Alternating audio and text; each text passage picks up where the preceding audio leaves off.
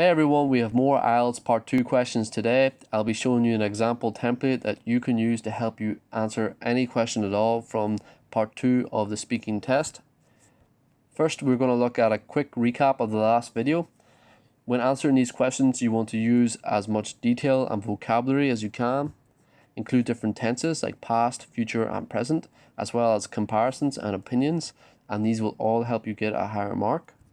And lastly, keep talking until the examiner tells you to stop, or if you have nothing else to add to your answer, you can tell them that's all I have to say. So I also showed you how to start your answer. Since a lot of people have trouble with this, I gave you two templates. The first template is quite simple. You just say, I'm going to tell you about, and then you restate the question. So if the question is, tell me about a book you read lately, you say, I'm going to tell you about a book I read lately called whatever. If it's a different question, you could say, I'm going to tell you about a holiday I went on, or I'm going to tell you about a person I know. I also showed you a slightly more difficult template that used paraphrasing, but one that will give you a higher mark. So this is it here. If we use the same book example as last time, you would say, well, there are many amazing books I could talk about, but in my opinion, the most interesting one I've read lately is whatever. These templates are very good and you can use them as they are and they don't require a lot of changing. But again, you can add in words wherever you want if you think it will help you and make your answer sound better.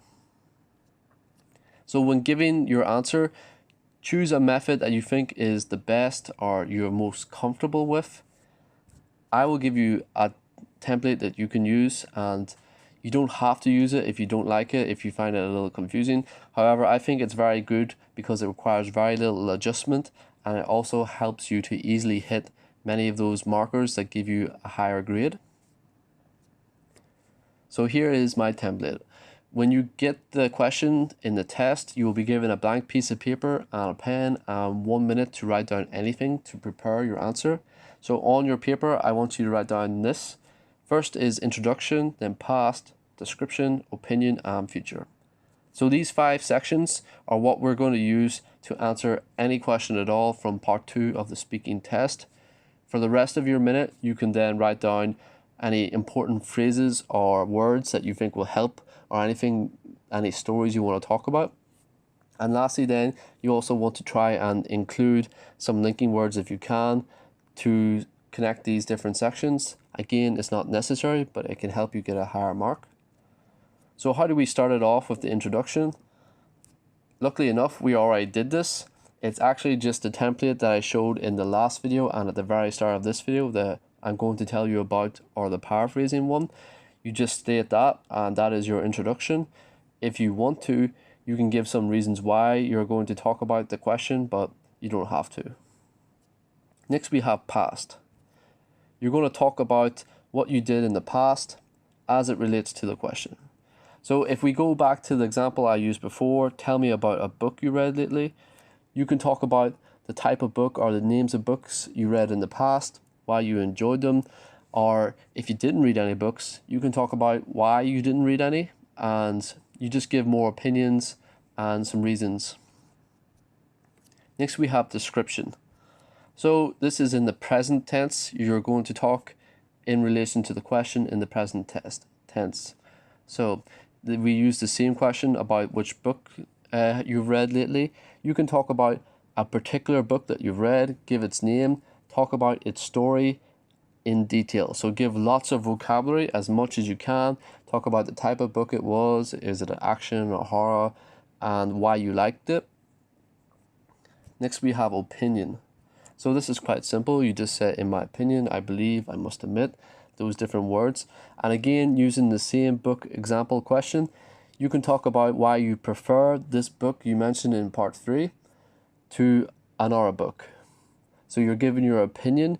You can say, I think that action books are more exciting, or I think that this book is better than Harry Potter because of whatever, I find it more interesting.